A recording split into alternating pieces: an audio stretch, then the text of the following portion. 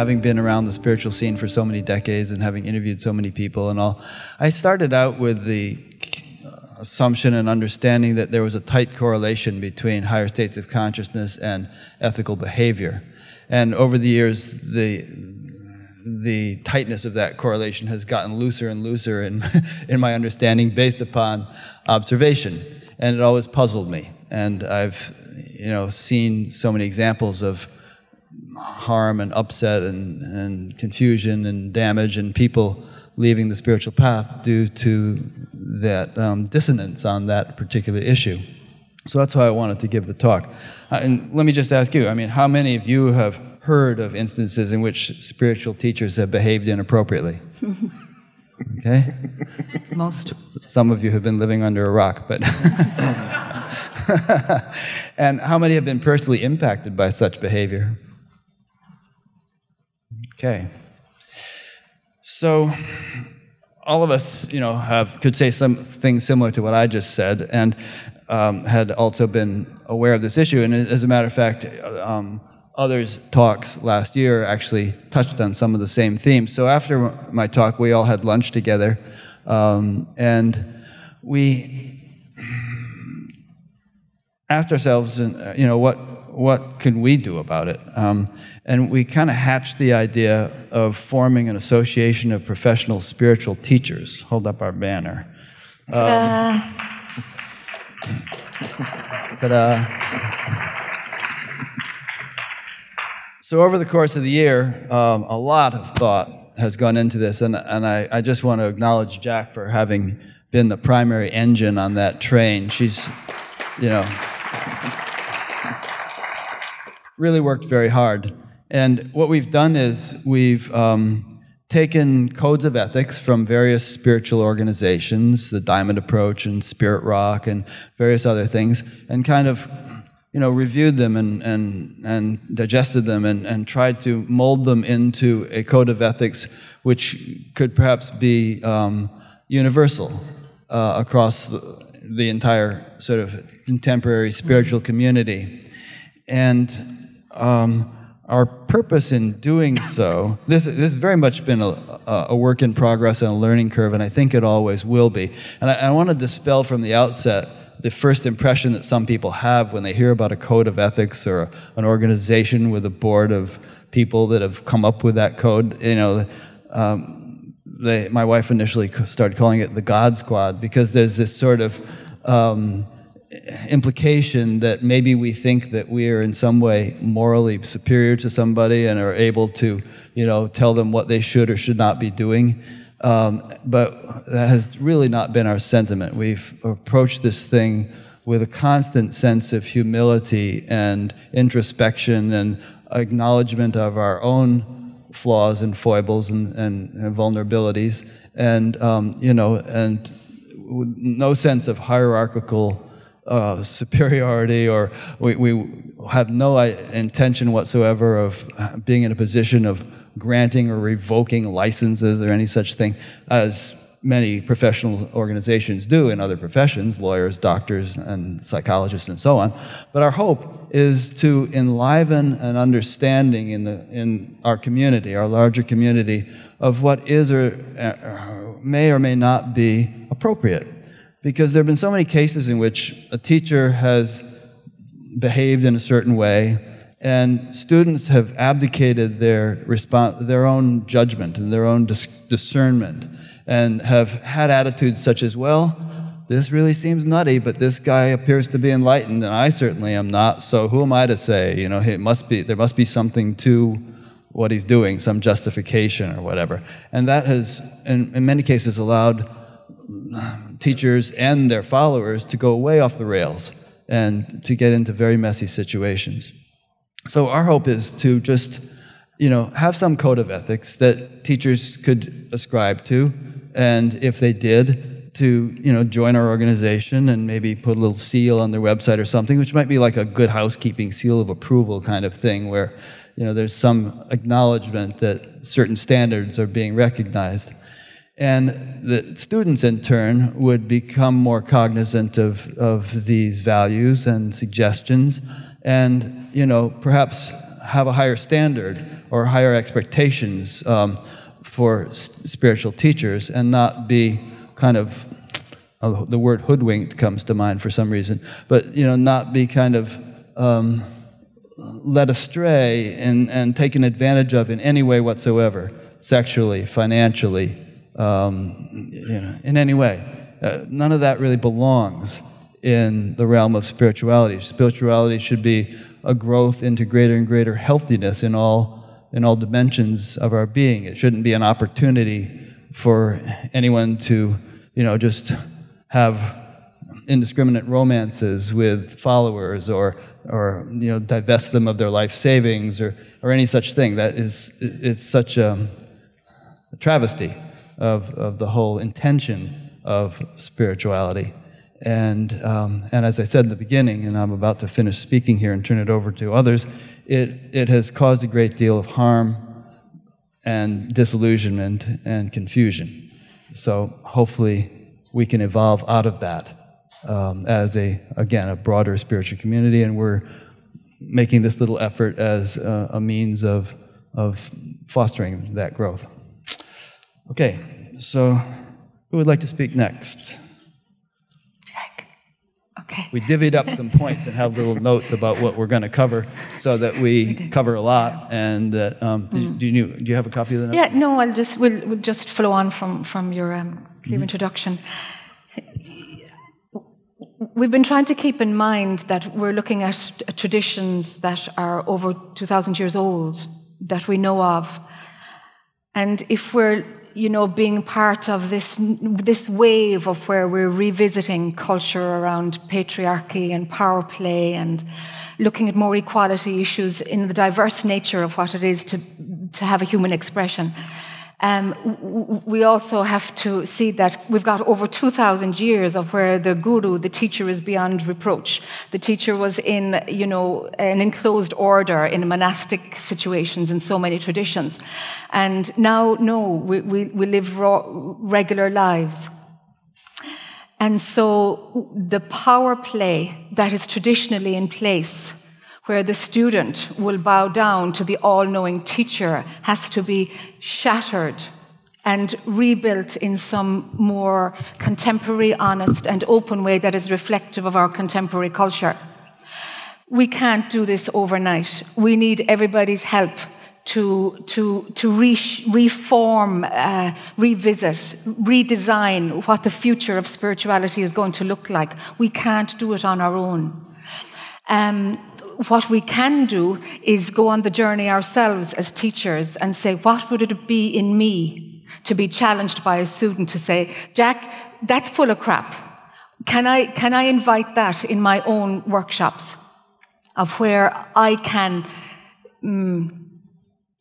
introspect, reflect, be brutally honest, expose blind spots if there are blind spots, and how can that be done in a healthy way and yet maintain the core of what we're all doing there, which is in order to point towards truth.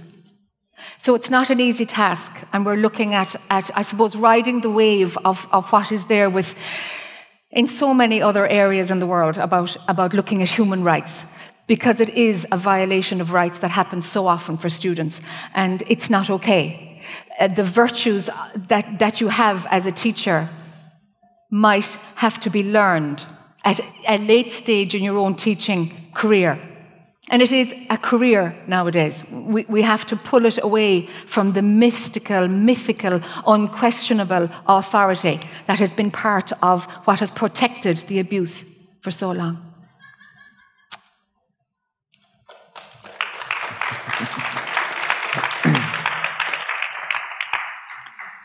One of the things that I began to see, working both as a teacher and as a therapist, is just meeting with so many other teachers' students.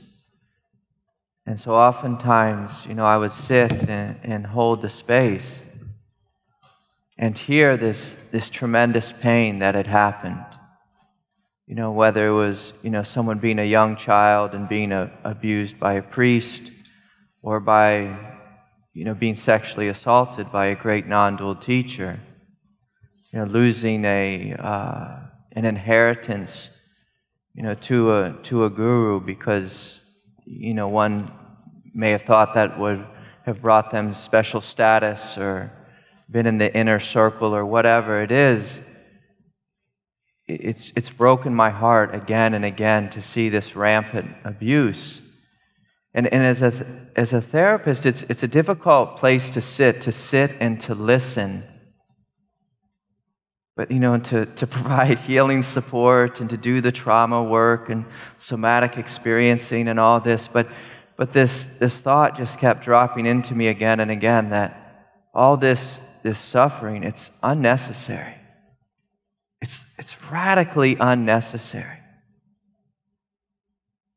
And so that's one of the things that we saw as a community is that we don't need this. We don't need to go through this journey again and again. It's like one of these days the Catholic Church is going to wake up and say, we need to examine our issues with sex and sexuality and celibacy. But it's not just the Catholic Church. And it happens in yoga centers, and Dharma centers, and Buddhist centers, and non-dual communities.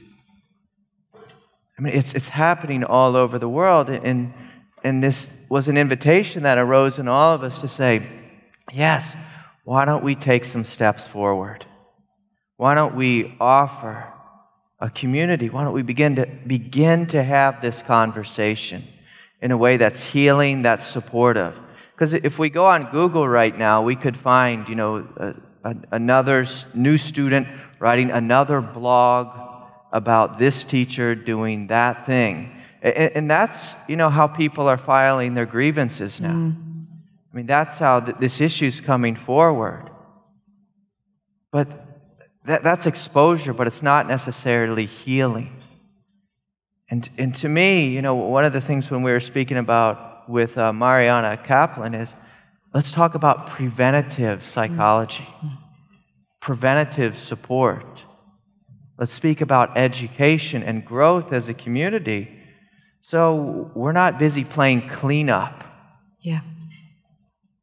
Because it's unnecessary. It's ridiculously painful and unnecessary for anyone to spend 2 decades of their life, struggling with, oh, my guru did this to me. Does God exist? Does truth exist? Is anything for real? Will I ever heal from this pain and wound? It's a ridiculous pain that is unnecessary. And us as a community, we're just wanting to begin this conversation. And again, like Rick was saying, not with judgment, not with condemning, not with saying, oh, you're in the group or you're not in the group. That's silly. That's nonsense. But how about we're all human? We live in an evolutionary world. We can all admit that, relationship tends to be where most of us struggle. So let's talk about how to relate to our students, to each other, how to work with projection and transference and countertransference, how to work with obedience and chastity and poverty. These great issues that have been, that we've struggled with in spirituality for thousands of years. And it's a necessary conversation, and that's what we're wanting to be a part of, is a conversation. It has nothing to do with judgment, but everything to do with growth. Yeah.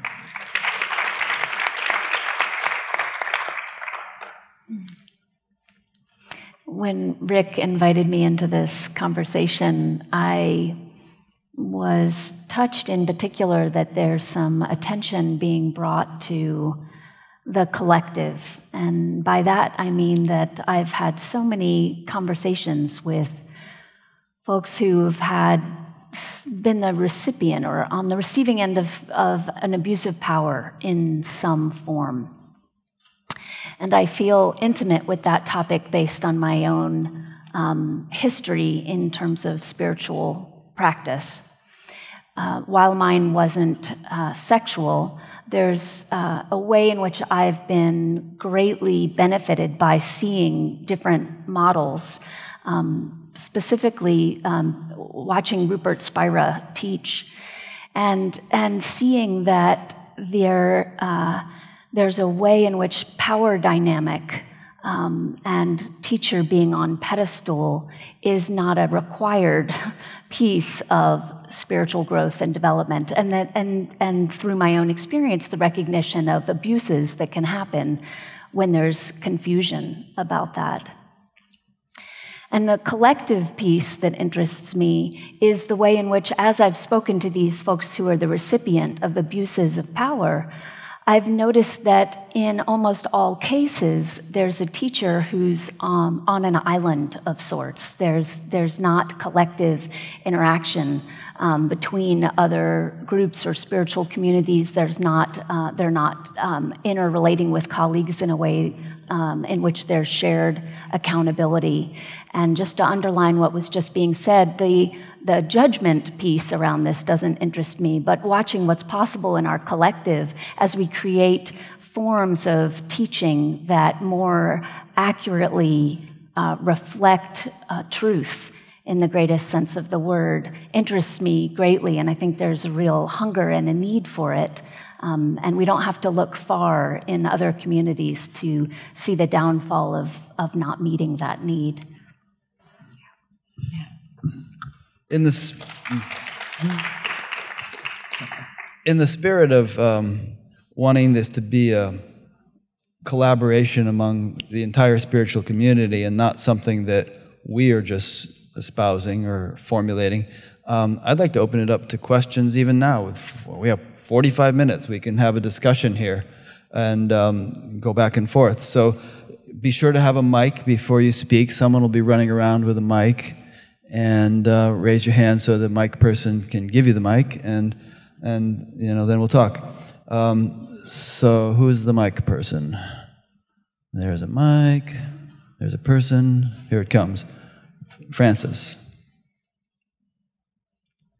Yeah, it's a very intriguing idea that I've thought a lot about myself, and it reminds me a lot of the accreditation, I guess you'd say, that I received as a pastoral care person when I was a hospice chaplain. And one of the aspects of that was a kind of residency that we did, where we didn't learn specific theological or spiritual practices or things like that as clergy people, but we did learn basic principles of pastoral care. I'm wondering if you might consider a 2-month CPE, which is a clinical pastoral education kind of component that would be required for this. It wouldn't take a lot of commitment for somebody, and they would learn basic principles of how to deal with a person pastorally that I think would actually correspond very well to the spiritual teacher-student relationship. And that's already a kind of component that's in place that I've often thought, since I've been doing this work, would be very helpful for a lot of spiritual teachers. It teaches them things like boundaries, how to introduce various challenges to people, like to challenge people in a way that's healthy and not kind of, what's the word? Preachy? Well, or that's abusing power kind of position. Yes. But anyway, I think CPE would be something that could be very much utilized by your organization, just a thought. That's fantastic. Great, thank you. Yeah. And any such ideas we'll consider very seriously and hopefully implement as the thing grows. Yeah. Anybody want to respond to that before the next person asks a question? So these are the types of conversations that we've been having. And, of course, when you start a new organization, one of the things that we were doing in the beginning is we're just trying to raise interest and raise awareness. But the thing that Francis brought up is absolutely needed. It's something that, say, as, someone who studies to become a psychotherapist or a counselor, you have to train, you have to learn how to work with people. And one of the great things that we see in this community, especially the non-dual community, is people wake up, and then there's this assumption that somehow they know how to work with trauma, with people's suffering. They know how to work with every relationship experience possible. They know how to give financial advice. Give financial advice. You know, they know what's right and, you know, who I should be dating and, you know, this type of thing. And it's completely outrageous to have that expectation, one, as a teacher, or two, as a community, to assume that individual knows those things. And so this is why it's helpful, you know, in a sense, to be educated, have some type of education, you know, to learn things like what Francis is bringing up, boundaries. There's so many communities that if they just simply understood how to work with boundaries, how to work with power, there'd be no problem. Yeah. But just to have that thing sit in the shadow and then come forward and turn into this tragic mess, again, is unnecessary. And so I think it's absolutely a necessary component. It's one of the things we're beginning to work with Mariana Kaplan to start to develop these types of things, and other teachers, other groups. Yeah, and I think it's important that, you know, that what we can add to the community is educational. And I love that idea, Frank, because there's resources that have already have a wealth of experience behind them, and we can put in links and add that too as a resource. I love it. Our problem is that we have a culture of people who are teachers who don't think they need to be educated. That's the problem. We can provide all of this, but until students say, hey, what are you doing to maintain your own growth as a person? I would love to give more power to the students where they can, you know, feel that their own autonomy to ask for better standards of their teachers could come into play. So to shift the power back to students so that education is revisited again by the teacher, so that they can embrace that being human means being open to educating and improving yourself as a human being, you know? I also just want to throw in there that in traditions I'm aware of, some kind of ethical or moral development is considered a critical part of the path. Like in Patanjali, for instance, you have the yamas and niyamas, you know, non-violence and non-covetousness and all sorts of things like that. And I'm sure in Buddhism there's something similar, and hopefully in Christianity. I'm not as familiar with those traditions, but, you know, Francis could tell us about that. But I don't know if that's kind of been bypassed, I think, in our contemporary spiritual culture. People just get up and start doing satsangs, and they do that, and there's never sort of any. And obviously, people can only act according to their level of consciousness. And you know, if that's enough on that point. It's not a new idea to have some sort of ethical training or attention on those kinds of things on the spiritual path, and we're a little bit kind of behind the times in not introducing it. Yeah. Next question. She has the mic here. Get the mic before you ask.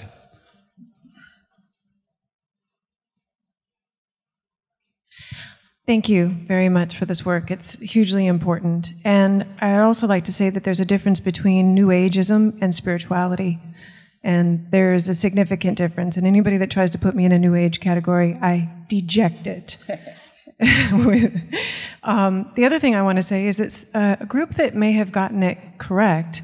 I was just recently teaching at Kripalu, and I don't know if anybody followed that story, but it's kind of interesting. I interviewed Yogi Amar Desai, and I brought up the point and everything. And yeah, go ahead and elaborate. So, you know, there was a lawsuit after the whole thing fell.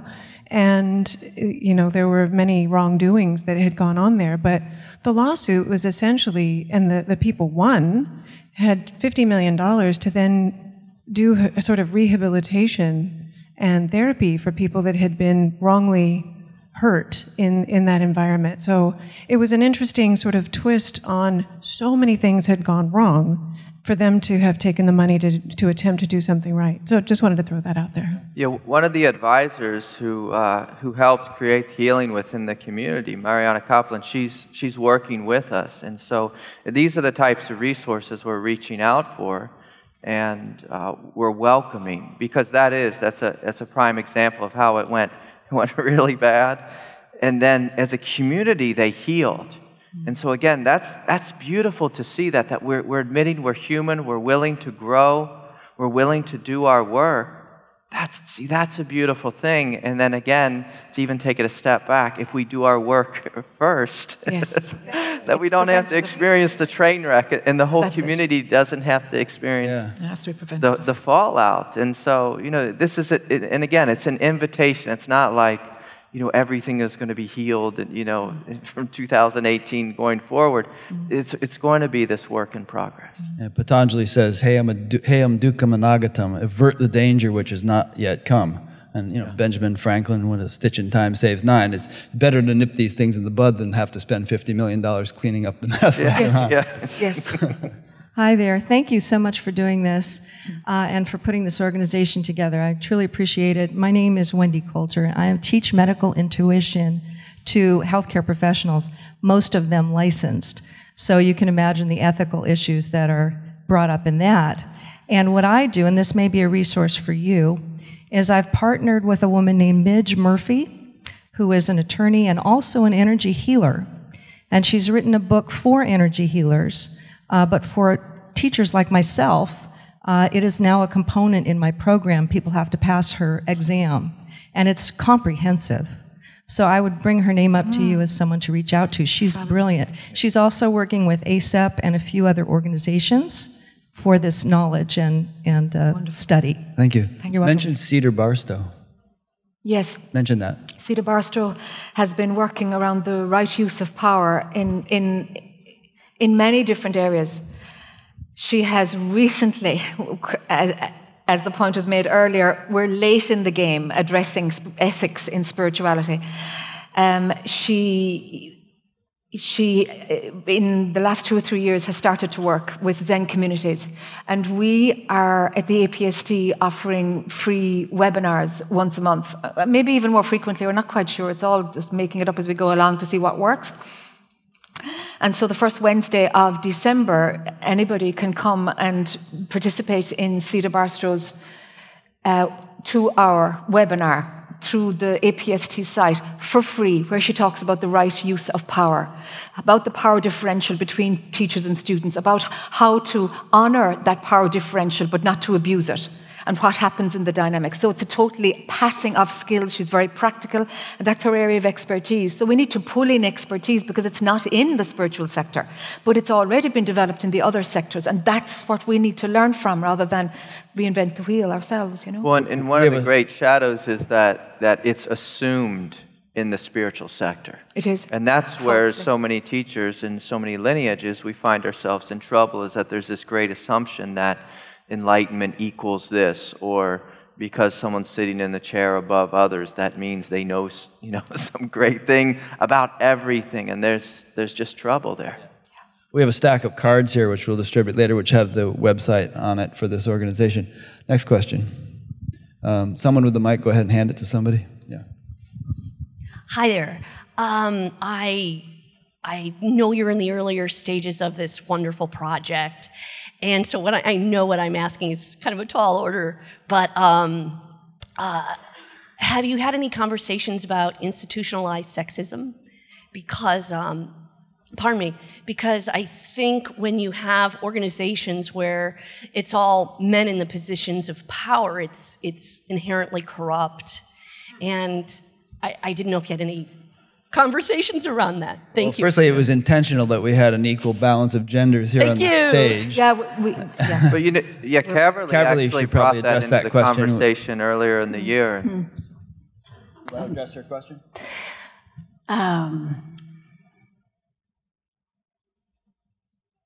The thing that's arising for me, and it isn't lost on me that so far we've had so many women ask questions. It's nice to see some women's voices come into this room. One of the things that interests me so much about this conversation is because there's so many people here deeply dedicated to a spiritual path. It's interesting to me that there isn't, that in the tradition I was raised in, guidelines, vows were imposed as ways that your ego was revealed as you ran up against them. And I think that we're in a we're in an era where folks are learning so much more about who they authentically are, and the guidelines might be helpful along the way as places to reference, but that the same power dynamic that actually keeps an ego in place seems less useful to me. And I know I'm not specifically speaking to sexism yet. I'm going to pass it. I'm going to pass it back to you. I'm afraid I'll be too long-winded if I continue with the one little thing I just want to pop in here, and then more from others, is that at BatGap we have a very intentional policy of inviting an equal number of men and women to be interviewed. Maybe it wasn't that way over the entire course of the project over 9 years, but these days it's like, okay, December's coming up, 2 men, 2 women. And if it gets imbalanced one month, we try to compensate for it the next month. Anybody else want to say anything on her question, or should we take another one? Well, I just think it's rampant in the community, and I mean, one of the things that we see is, the people who are tending to cause the abuse, create the abuse, they tend to be men, more often than not, and it's unfortunate. And so I think it's really beautiful what's coming forward in the collective consciousness.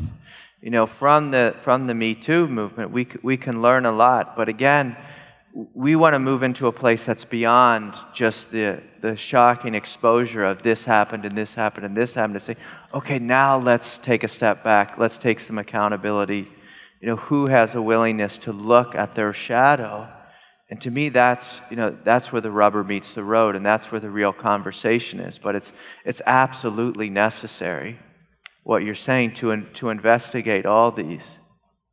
Yeah, it seems to me that we're in a place where we're trying to bring attention to the structures that are in place, because we can't just address the individual without also addressing the societal structures at the same time. The reason this feels like such a long-winded topic for me is because there's so many ways in which the abuses of power have been a misuse of those guidelines that I think originally were created to support us in living our from the recognition of who we authentically are. That within the power dynamics of sexism, within the power dynamics of the patriarchy, the guidelines and the rules have gotten usurped by a conditioned view of power structure that isn't in alignment with our greatest understanding and recognition of who we authentically are. So that if we don't address the context in which these things are arising, if we're not naming the power dynamics in the context in which they're arising, then we can be confused that it can all just be addressed internally without seeing the linkage between our personal conditioning and our collective conditioning. Does that make more sense? I felt a little rambly about it, but it's a topic that's close to my heart, because I think something we all have in common is what are the ways that we can support moving beyond the breaches in the recognition of our shared being, not from guidelines coming out and in and constraining. Feeding the mind of duality, really feeding the idea that there's someone who's done something wrong and now they need to be punished, but more from how to support having mirrors, for example, that allow us to just see, okay, here's my internal conditioning. I mean, being raised in a Zen monastery, I had mirrors around me all the time, for better and worse. And collectively in our spiritual communities, I see the benefit of having such mirrors, mirroring our systems of patriarchy, mirroring the ways in which I have so many people who come to me to try to, as Craig said, unwind the trauma that they've experienced by being in communities where they were sexually abused by a teacher, for example. So I'm interested in guidelines that support the remembrance of who we are and the collective support for each other of manifesting the recognition of that remembrance, having our actions be on behalf of that remembrance rather than guidelines that feed the idea of right and wrong and good and bad. And And I think the key word there is guidelines. Like these are guidelines. They're things we're working with. They're things we should struggle with. We should deeply investigate. Not that this is a rule and I broke it and therefore I'm bad. And I think there's a real difference there. Yeah. In fact, there are certain issues that we've been debating all year and still haven't come into agreement on. This will probably go on perpetually. But last night we spent an hour discussing the issue of relationships. When, if ever, is it appropriate for a student and teacher to enter into a romantic relationship if such a thing begins to kindle during a teaching situation? And we talked about it for about an hour, and I think we're going to patch that video onto the end of this one, and I'll put it up on Batgap if you want to see it. But I'm just saying that to sort of emphasize the point that we haven't come down off Mount Sinai with anything cut in stone, I mean, this has got to be a work in progress, and we intend to remain fluid and malleable and open-minded and just keep thinking and feeling into it as we go along. And when I say we, I don't mean just we four, I mean we. Mm-hmm. Next question.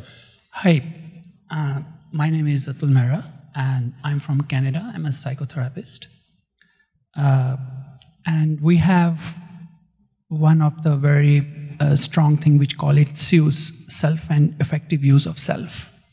So we have continuous supervisions to understand the challenges we are going through so that the transfer and counter-transference is not going to take place. I have been working with clients now more than 20 years, and I've seen from simple anxiety to schizophrenia, and of course, I have been very successful, more than 90% where the sexual abuse has been there. So today I want to bring something new, like you were saying, the mirrors, So first part is that we need to have a continuous supervision on the therapist. First, he needs to address his own challenges. Let us say in order to put my curtain on the wall, I had to go whole life therapy process, which took 207 hours of sessions, 4 years. And I went through all the challenges which I felt, which I saw, which I lived with my mom, dad, etc. So that when the times came, when the client fell in love with me and said she wants to marry me, so if I reject her, so I will be rejecting the attractive sexual being, and I'm hurting. So very politely, I moved her away and say, okay, thank you for this honor. Let us finish your therapy, and we talk about it. And she agreed, and things got settled. But now here comes the second part, which is from victim point of view. And here I want to bring something new to your attention. I don't think it has ever been discussed before. And that's definitely my topic of tomorrow, which is the spirituality of a trauma. So I know that sexual abuse is bad. It should not happen. But nevertheless, we can't stop it. It's going to happen. But now the question is, do my client needs to keep on living with that victim mask? Because that is going to affect his life directly or indirectly, consciously or unconsciously. It's going to affect his relationship. Let us say if he's a girl, when she's going to get married, because I have lots and lots of more than 200, 300 cases I have attended in the last 5 years. So what I want to bring here, can we introduce a kind of therapeutic process where the person can understand his participation to bring that thing on her what was that thing unconsciously inside her which attracted to bring that situation on her? Because there has been studies now by Dr. Vernon Meinhold in Germany, and we have discovered, we have and proved that every fatal accident is an unconscious form of committing suicide. So how much we are open to work with our unconscious mind so that I can understand my participation. What was that deep desire inside me which took me to bring that predator on me? So I have my responsibility, other person has his responsibility, and it's a 50-50, and it just disappears. Subconscious closes it, and now I can live my life completely with 100% availability of that energy which was hiding me or stopping me before. Thank you. Yeah. You want to comment on that, Craig? Yeah, I think that's something that I've worked with numerous times with clients, is you look at the dual responsibility. In fact, you know, within our own organization, Jac was very instrumental in creating the guidelines for teachers. And one of the things that I thought of was it would be good to have guidelines for students as well, so that there is that dual responsibility. And see, when we have dual responsibility, then everyone becomes empowered. And then we're not playing that victim offender, you know, or eternal victim, or the eternal, you know, offender paradigm. Is that we're working with both. And see, then there is both, and it's we're all on the path, and we're all growing together, and we're having this experience that this lady was bringing up, where the community grows. As a culture, we grow. And I think there's such a power in that. You know, one of the great things that happened with me early on when I was teaching is I had very much of my life was still quite messy. And I had some individuals, one of them's actually seated here in the front row, who brought me aside and said, "Craig, you know, you need to take responsibility for this." And that willingness, you know, for me to listen, for her to step forward, you know, for the two of us, you know, to switch roles as student and teacher, and just to see that we're here together, we're growing together. And it's that kind of power where the students rise up and say, "Yes, we want this." Like Jac was saying, "Yes, we're demanding this. And yes, we're going to pull you aside and say, hey, no more of the monkey business. You know, you need to go to therapy, you know, Mr. or Mrs., you know, Guruji." I think this is it's a powerful thing, and then it leaves the individual not in a state of trauma, but in a state of empowerment, and the world grows. Is a great point you brought up. I think another point in this particular discussion is that a lot of teachers are teaching before they're ready. There are so many. I got a shock about 6 months ago when I realized teachers don't even know what transcending desire is. They haven't even gone there. So they don't even know that this natural pull of sexual attraction is going on. They're not even that self-aware. They've seen the truth with their life and their own personal consciousness. They've done minimal therapy. They have no sense of being responsible for their own crap. They project it on somebody else, and they use non-dual language in order to camouflage the whole mess and continue to abuse. They're teaching and they're immature. You know? Premature immaculation, it's called. Yes, please. Yes, please. Here. Yes. The next governor of California's wife, Jennifer Newsom, is doing some beautiful work. She explained to us that men in this culture have half of their being cut off. And hearing it from her, I felt my own pain for that.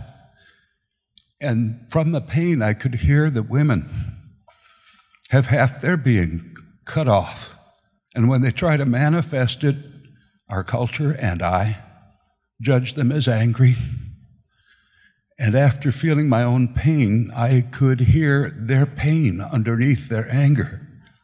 And so I wasn't turned away by it. I could enter it and listen. So Van Jones says common pain is common cause. And I've been apologizing in some groups for my own behavior. And I'm very sorry for what I have done. And I hope that I will be healing now for 7 generations back and 7 generations forward. Yes. Thank you. Yes. Thank you. Thank you. Thank you for speaking up. Next question. Over there, I think. Hi, I'm Lissa. I'm in an interesting situation because I come from a medical background as a medical doctor where, we had boards and licenses, and if there were perceived ethics breaches, there was a whole system in place, and now I'm sort of in the spiritual teaching world where I'm surrounded by people who are not licensed, and I'm witnessing just blatant, basic violations of what every doctor and therapist would know is an ethics breach. And my question is, I'm in a group of 200 people who are best-selling authors and spiritual teachers, and I would say 95% of them are breaching ethics. And the question becomes, if you're in a situation like that, and what I find is that when I challenge people, colleague to colleague, then there is just, first of all, I get ignored. They literally act like I didn't even say anything. And then when I refuse to be ignored and I press, then there's defensiveness. And if I continue to sort of bring Kali energy of no, this is not okay, then things get extremely heated. This blew up at one point because one of the members of one of these groups had just gotten out of jail for just murder, basically, involuntary manslaughter. And so the whole community was sort of up in arms over what do we do with this, and there was a lot of emotion because the colleagues had been calling this malignant narcissistic part in this person out, and nothing was happening. There was no way to follow up. So for example, I could decide I'm a whistleblower and I could write on my blog and send out to 100,000 people a list of 30 people that I could name a list of grievances, just so at least people who are following these people know, but I don't feel like that's my role. So instead I'm going direct and challenging these people and trying to find a way that, how do we do this where there's possibility for redemption and atonement? I love what you said, how do we give the people who are in those situations a way to say, wow, I didn't know better, and now I want to do better, and what do I do? How do I make apologies and make amends and atone for this so that I can actually evolve and grow from this? And I'm watching slim examples of that, but they're slim. And so I would love to hear what you all have to say about that. That's a big one. And we've talked about it a little bit, and we've sort of, I think we felt at this stage anyway that we were not yet at a place where we could be some kind of sounding board, and it would have to be more than just we to hear grievances and take some sort of action on such grievances. But it's something that somehow has to be dealt with. I mean, in my capacity doing my interviews, very often things will come to my attention about this, that, or the other teacher. And in some cases, they've been extremely egregious. And usually the people who bring them to my attention say, please don't name me or tell the person who I am, or in some cases even tell them what I said because they'll know who I am. And so I'm kind of caught in the middle and usually left with the decision of whether to just take the interview down quietly, which is usually how I do it, it disappears. And then people immediately start asking me, well, why did you take it down?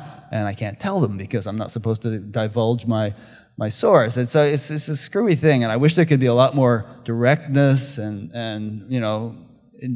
healthy confrontation. Doesn't have to be antagonistic, because that's, well, enough said. It's something that definitely needs to be worked on, and we haven't worked it out.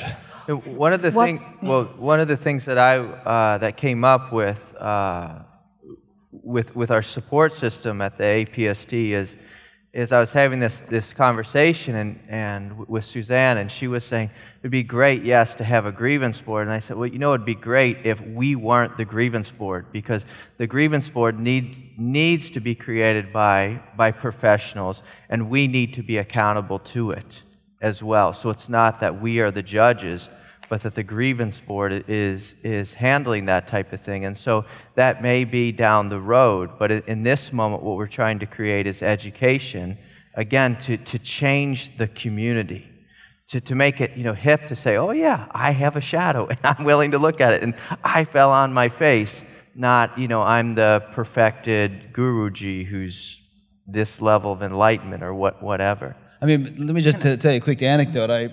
There was somebody whom I'd interviewed, and I ended up taking down his interviews, and because I was starting to get all this feedback, and I think Craig was involved, and a few others actually engaged this person in quite a lot of email conversation, trying to just sort of work it out with him, you know, and he would write back these like 3,000 word diatribes that my eyes would glaze over the minute I saw them come into my inbox. But finally, in one such long thing, he actually said, I'm perfectly pure and beyond the need for criticism, and you're wasting my time. So that was the end of that. Yeah. I think, though, there is space for an in-between support system. Mm-hmm. If there is a shift in the culture whereby we could perhaps offer something like a buddy system, where another teacher could confidentially support a teacher who's saying, I screwed up and I'm not comfortable being vulnerable, but somewhere I've got to process this, and I don't want to go to a therapist, and I don't want. But if we could offer something, hey, this is peer support, it's okay. I'm doing the same thing as you're doing, checking to see where's my shadow. And if we can offer that for each other, and there be safe peer support where, you know, so many teachers say, but I can't go to a therapist because they don't understand me. It's like, bullshit. Go to another teacher. We understand. You know, we have the same process. We've had the same perspective of awakening and deeper. So the place to hide because they are awake is gone. But what isn't there is the structure in order to hold a teacher who is at that point of admitting their own internal pain. I think that's something we can do, you know? Yeah, and Jac, it seems to me that with that, you're talking about moving away from a culture of competition and moving towards a culture of cooperation. Yes. Again, that's something that I think is interesting to me about what you all have started. I've projected that at the heart of it is cooperation rather than competition. The heart of it is support and shared accountability, and not accountability in terms of like calling out, but a calling in. Yes. As we. And that's a big difference. Mm-hmm. Yeah. Yeah. Mm-hmm. That actually leads to my question beautifully. Thank you. Craig, I was very interested when you mentioned the woman in the front being a student who came to you. And I'm really curious, what was it about that inquiry that she brought that supported you opening to that rather than shutting it off?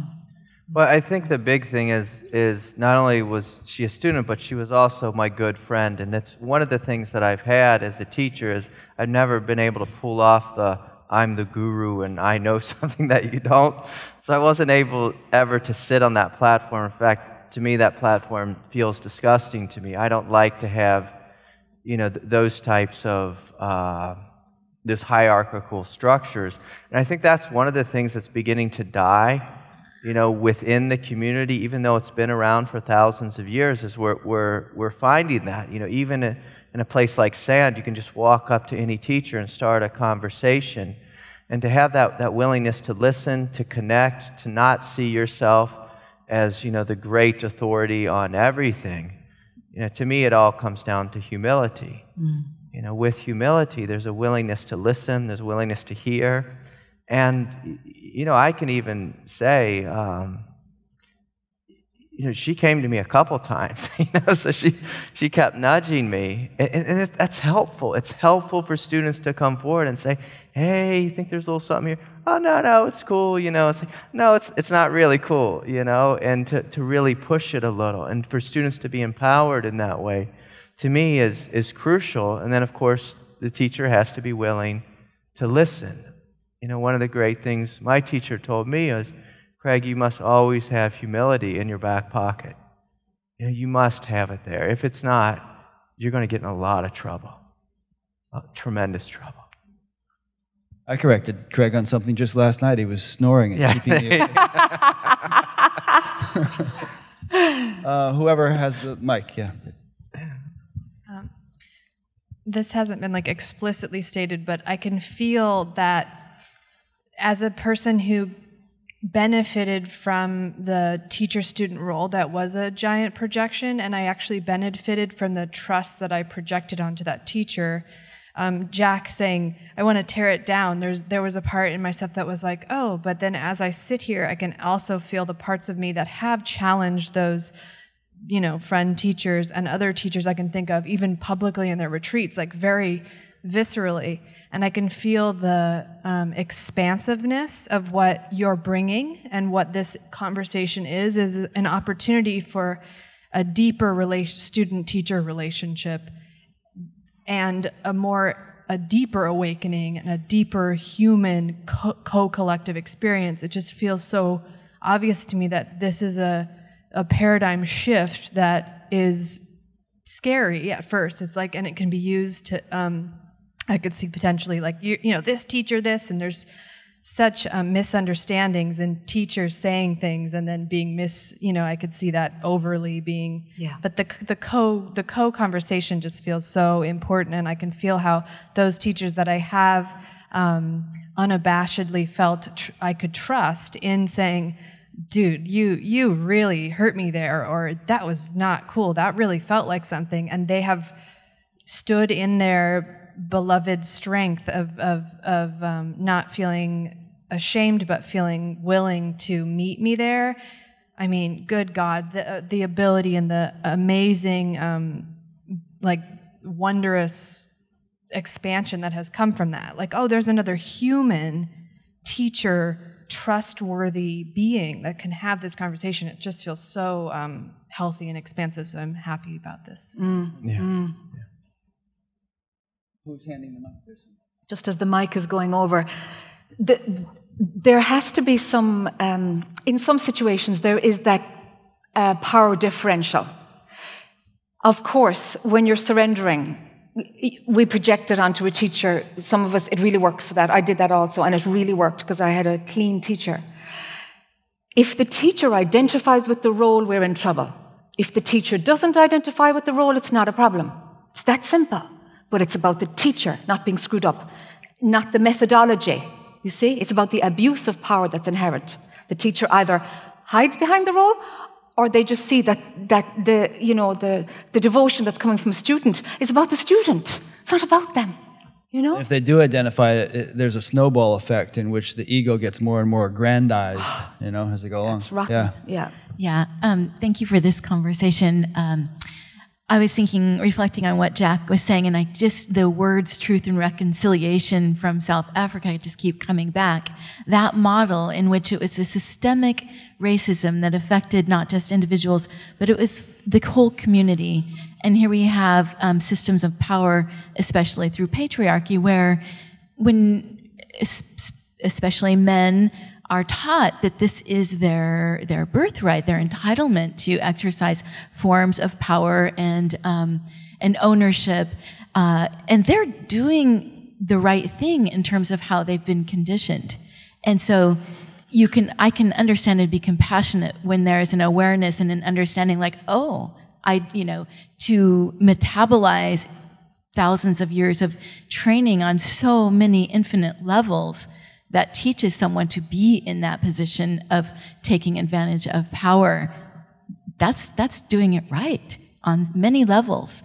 And so I'm hoping with things like this that someone studies the model of truth and reconciliation as happened after apartheid, in which there was an opportunity for both parties to express and fully understand the mutual harm that came about from the kind of ignorances that everyone was suffering under, not just those who were like viscerally and directly harmed, but the harm that came in the process of harming someone else.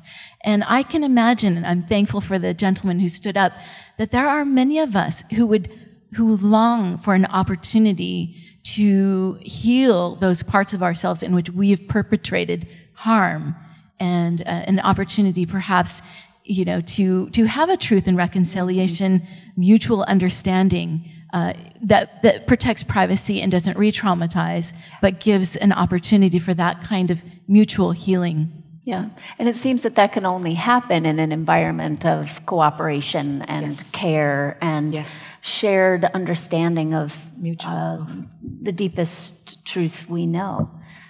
Well, this has been really gratifying. I think we're all like really thrilled by the input we've heard from all of you. And so, you know, it's still a very fledgling effort here, and we hope to have it grow in a very wholesome way, and that will necessitate the participation of anyone who feels inspired to participate. So there are little cards up here. You feel free to take a card, and that'll remind you of what the website is. And we'll be putting this whole conversation up. I think probably Sand will have it up on their YouTube, and I'll have it up on Bat Gap, and also even last night's discussion that we had will tie into it. And so, you know, if this whole thing has been meaningful to you, please stay tuned and stay in touch and stay involved. Be a part of it. Yeah. Be a part of the conversation. Yeah, be a part of it. It grows through you. It grows through all of us. You want to give them the whole stack? You can pass the cards around. Yeah. And so that's what we're inviting this to be the birth of something that's really helpful. Yeah, cards will be here on the stage. All right. Well, thank you very much, and thank you. Thank you. We'll be seeing you around.